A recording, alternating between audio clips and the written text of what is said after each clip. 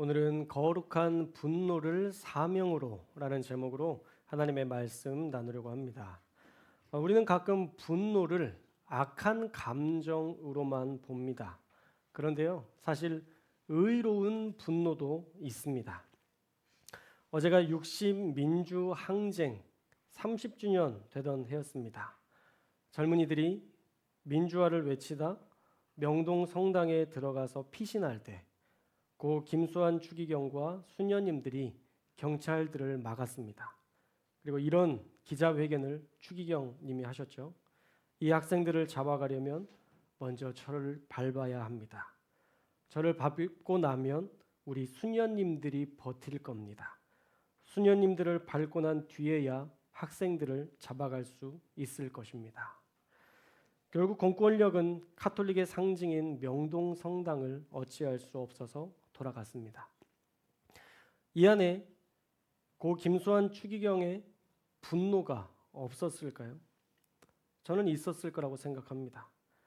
그런데 그 거룩한 분노가 세상을 바꾸는 힘이고 능력이 되었던 것이죠.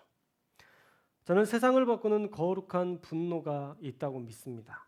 교회 안에서 더 건강한 교회를 꿈꾸며 거룩한 분노를 품을 수 있습니다.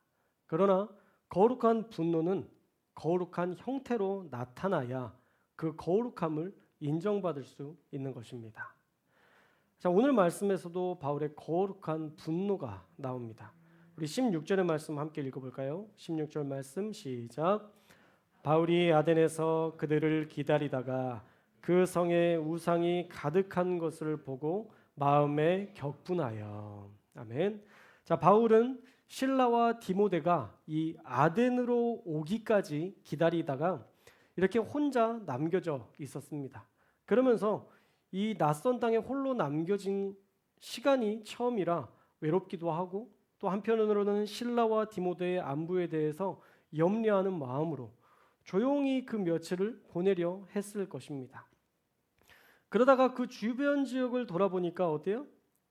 그 성에 우상이 가득한 것을 보게 된 것이죠. 그래서 그 마음에 분노가 일기 시작했습니다. 오늘 말씀에 보면 격분하여라고 되어 있죠.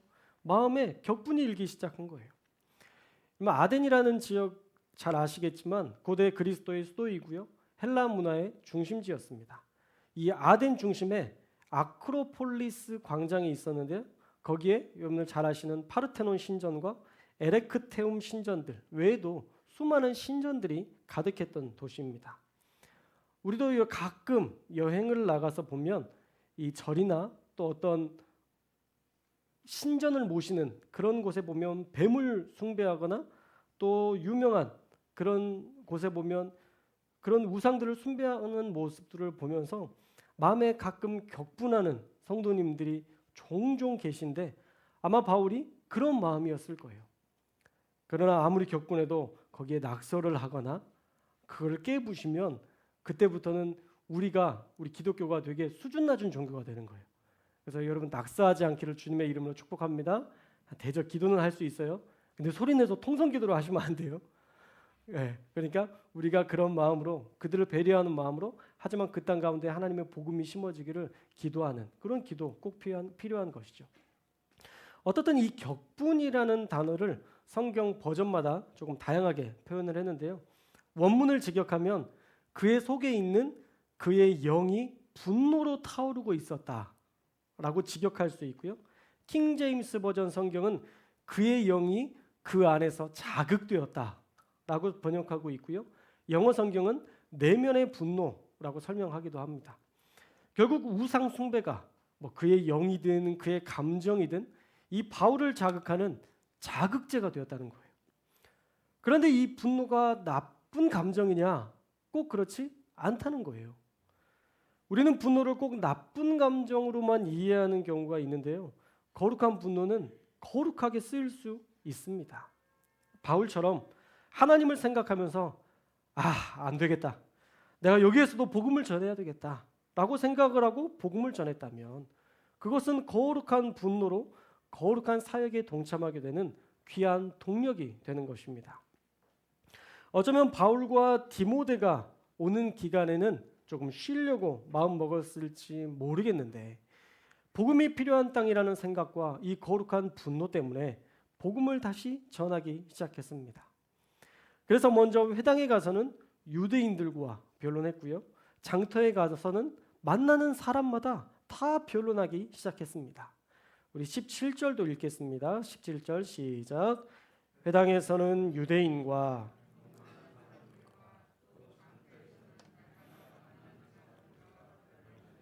아멘. 자, 바울은요 어떤 특정한 부류의 사람들만 만나지 않았고요. 두루두루 사람을 만나고 복음을 전했습니다. 여기에 나오는 변론이라는 단어가 논쟁하다라는 뜻인데 이 우상 숭배에 관해 계속적으로 논쟁하며 싸웠다는 의미입니다. 이성적인 논리를 가지고 싸운 것이죠. 그들의 잘못된 열정에 대해서 안타까운 마음으로 열변을 토했을 것인데 그 논쟁이 먹히는 사람들도 있었지만 그 논쟁이 먹히지 않는 사람들도 있었습니다. 그래서 18절의 말씀에 보시면 두 부류가 나옵니다. 우리 18절도 읽겠습니다. 시작. 어떤 에피쿠로스와 스토아 철학자들도 바울과 쟁론할세 어떤 사람은 이르되 이 말쟁이가 무슨 말을 하고자 하느냐 하고 어떤 사람은 이르되 이방 신들을 전하는 사람인가 보다 하니 이는 바울이 예수와 부활을 전하기 때문이로라. 아멘. 자, 이 18절 말씀의 절반은 복음을 받아들이지 못하는 사람들이 나옵니다. 이 말쟁이가 무슨 말을 하느냐? 여러분 들어보니까 어떠세요? 좋은 말이에요? 비꼬는 말이에요? 비꼬는 말이잖아요. 이 말쟁이가 무슨 말 하는 거야? 이렇게 얘기하는 사람들이 있었는데 두 부류의 사람이 그랬다는 거죠. 한 부류는 에피크로스 철학자들이고 또 한 부류는 스토아 철학자들입니다. 옛날 분들은 도덕 시간에 아마 이 철학자들에 대한 이름들을 들어보셨을 텐데 에피크로스 학파는 쾌락을 인생의 주된 목표로 주장합니다. 그래서 이 쾌락은 고통이나 욕정이나 공포, 죽음에 대한 그 두려움에서 벗어나서 마음의 평정 상태인 아타락시아, 아유 어렵죠. 이 아타락시아를 이룰 때 완전한 쾌락을 얻게 된다라고 철학적으로 가르쳤습니다. 자, 그런데 그렇게 되려면 자기가 삶의 중심이 되어야 돼요. 내 마음이 가장 중요하고 내 마음대로 해야 진정한 쾌락을 얻을 수 있으니까 그들은 이렇게 가르쳤다고 합니다. 죽게 될지도 모를 내일을 위해 지금 먹고 마시라. 오늘만 살다 죽자. 이런 마음인 거죠. 이 감각적인 본능을 중시했던 이 사람들이, 이 철학자들이 십자가의 고난과 부활의 복음을 어떻게 받아들이겠어요? 그러니까 이 말쟁이가 라고 얘기하면서 사도 바울을 배척했던 것이죠. 또 스토아 철학자들은 이성을 중시했습니다. 합리적인 생각을 삶의 원칙으로 삼았는데요. 엄격한 금욕주의, 또 자연과 조화된 삶, 그리고 범신론, 모든 신들에 대해서 인정하는 범신론을 입장을 취했는데요. 아무래도 바리새인들처럼 엄격한 잣대로 자신을 지켰으니까 하나님 앞에서 자신이 죄인이라는 것을 인정하는 것이 어려웠을 것이고요. 또 범신론이었던 그들이 구원이 하나님께만 속해 있다라는 것을 이성적으로 받아들이기란 매우 어려웠을 것입니다.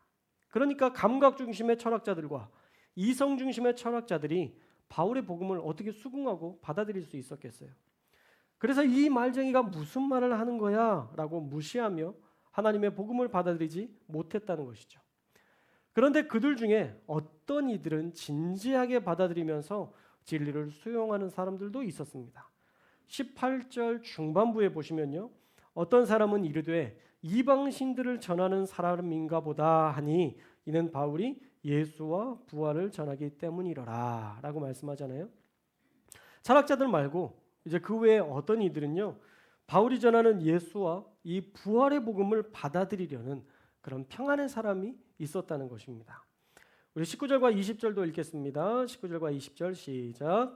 그를 붙들어 아레오바고로 가며 말하기를 내가 말하는 이 새로운 가르침이 무엇인지 우리가 알 수 있겠느냐. 내가 어떤 이상한 것을 우리 귀에 들려주니 그 무슨 뜻인지 알고자 하노라 하니. 아멘. 자, 19절에 한 사람이 붙들고 아레오바고로 갔다라고 얘기하는데요. 이 아레오바고는 아레이오스와 파고스라는 단어의 합성어로 화성에 속하는 언덕이라는 뜻입니다. 이 아레오는 그리스 신화에 나오는 화성의 신 마르스를 지칭하고 바고스는 언덕이라는 뜻입니다. 그러니까 마르스 신의 언덕이라는 곳에 바울이 붙들려서, 여기서는 붙들려서라고 얘기하지만 이끌려서 갔다는 거예요. 그러면서 이 사람이 이 새로운 가르침에 대해서 더 자세히 알려달라고 요청했다는 것이죠. 그런데 이런 철학 사상을 나누는 것이 그들의 일과였대요. 21절 말씀에 보면 모든 아덴 사람과 거기서 나그네 된 외국인들이 가장 새로운 것을 말하고 듣는 것 이외에는 달리 시간을 쓰지 않음이로라. 그러니까 우리나라 말로 되게 이해하기 편하게 얘기하면 축 치고 앉아서 이것만 듣고 있는 거예요, 사람들이. 그냥 이 새로운 가르침, 가장 새로운 것을 말하고 듣는 것, 어떤 새로운 철학 이런 것이면 그들은 하루 종일 거기에 앉아서 그것들을 듣고 있었다는 거예요. 그래서 아덴에 대한 이 아덴 지역의 기록에 따르면요, BC 5세기의 정치가였던 클레온이라는 정치가는 너희들은 새로운 것이라고만 하면 금방 속아 넘어가는 사람들이구나라고 아덴 사람들을 비웃었다고 합니다. 신상이라고 하면 무조건 좋아하고 따르는 사람들처럼 새로운 교훈이나 가르침에 대한 그런 탐닉이 있었다는 거죠. 그래서 바울의 가르침이 예수에 대한 가르침과 부활의 복음에 대한 가르침이 새로우니까 그를 이 아레오바고 언덕에 데려가서 새로운 가르침을 알려달라고 요청했던 것이죠. 어쩌면 복음에 대한 관심이라기보다는 그들의 문화적 습관이었을 수 있습니다. 그러나 분명한 것은요, 그들 중에서 어떤 관리들은 이 부활의 복음을 믿는 사람들이 있었다는 거예요. 17장 후반부 말씀에 보면 몇몇 관리들이 예수님을 받아들이는, 영접하는 역사들을 보게 됩니다. 참 놀라운 것은요, 바울은 그런 상황도 복음을 전할 기회로 여기며 그들의 삶과 복음에 대해 논리적으로 접근하여 복음을 전했다라는 것입니다. 그 복음의 내용은 우리가 다음 주에 자세히 살펴보겠습니다. 오늘 말씀에서 우리에게 적용할 하나님의 말씀은요, 첫째로 하나님 앞에서 우리가 가진 거룩한 분노는 새로운 역동적인 사역의 귀한 도구가 될 수도 있다는 것입니다. 하나님의 위대한 역사는 차분한 상태에서 이루어지지 않아요. 오히려 어떤 사건을 통해서 일어나기도 합니다. 저도 한국교회에서 사역을 하면서 담임 목사님들의 올바르지 못한 몇몇 모습들을 섬기면서 보면서 제 안에 거룩한 분노로 건강한 교회를 꿈꿔왔습니다. 정말 많이 싸우는 거 봤어요.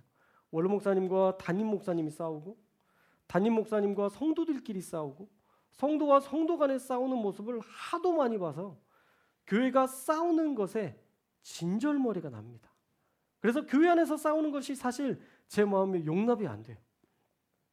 그런 다툼의 현장을 보면서 내 안에 이 거룩한 분노를 가지고 어떻게 하면 성도들이 싸우지 않고, 담임 목사님과 원로 목사님이 싸우지 않고, 성도와 성도 간에 싸우지 않을까, 이런 것들을 고민하게 되었습니다. 그러면서 성도교회가 정말 한국교회의 롤모델이 되기를 소망하는 마음으로 하나씩 바꾸어 나가고 있는 중입니다. 교회가 싸우지 않는 방법은요, 생각보다 간단합니다. 그것은 무엇이냐면 거룩한 일을 날마다 도모하면 됩니다. 따라해 볼까요? 거룩한 일을 도모하자. 거룩한 일을 해야 되는 거예요. 근데 싸우는 교회들을 보면 돈 모으는 교회가 싸워요. 20억 돈 모아졌다, 24억 모아졌다, 돈이 모여져 있는 교회가 꼭 싸우고 갈라지더라고요. 그래서 제가 돈을 안 모으는 겁니다. 뭐 24억 모으는 게 일이에요?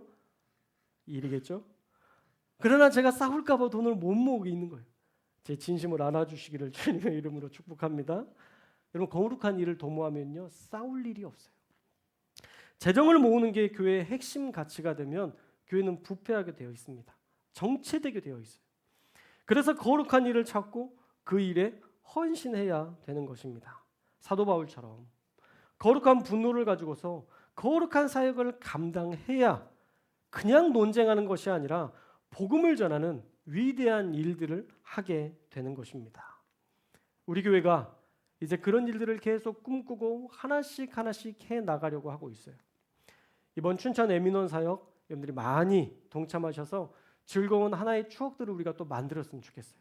저번에도 말씀드렸던 것처럼 정말 해남에 가서 아이들 그 주일학교 사역을 했던 그 아이들이 자라서 또 신학생이 되어서 한국교회를 섬기고 있는 그 모습을 보니까 제 안에 정말 감개무량한 그런 감격이 있더라고요.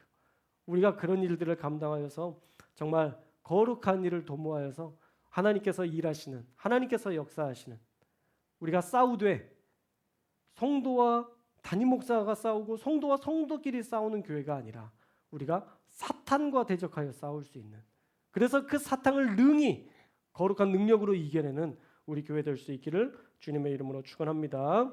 둘째로, 세상에 다양한 사람들이 존재한다는 것을 인정하고 낙심하지 않는 저와 여러분들이 되었으면 좋겠습니다. 에피쿠로스 학파와 스토아 철학자들이 이 말쟁이들이 무슨 말을 하느냐라고 조롱해도 거기에 현혹되거나 맘 상할 필요가 없는 것이죠. 여전히 하나님의 말씀은 받아들이지 못하는 자들에게는 비루한 것이고 의미 없는 것이지만 하나님의 말씀을 받아들이는 자들에게는 생명이 되고 능력이 되는 하나님의 위대한 말씀이기 때문입니다. 그래서 우리가 낙심할 필요가 없는 거예요. 어제 MDB3 1차 학생들과 마지막 모임을 가졌습니다.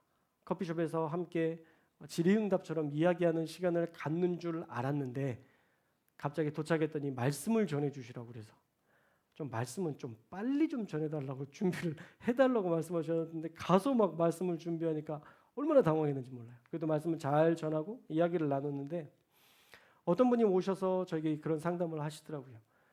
이렇게 나이가 많은 학생이 왜 목회를 하려고 하는지 궁금하시죠? 라고 하면서 61세 되는 학생이 찾아왔습니다. 그분이요, 경남대 교수로 재직하셨대요.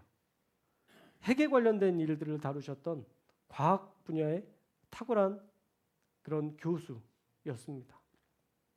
그런데 자기 안에 하나님을 더 분명히 알고 하나님에 대해서 더 하나님의 그 부르심에 온전하게 순종해야 됐다는 생각으로 1년 남았는데, 은퇴 1년 남았는데 그 모든 교수직을 내려놓고 공부하러 들어왔대요.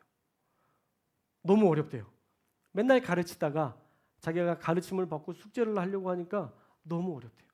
그래도 자기 자신을 계속 내려놓고 이곳이 자신을 변화시키는 하나님의 위대한 수도원과 같은 곳으로 여기고 모든 것들을 내놓고 공부하기 시작하셨다라고 이야기하시더라고요.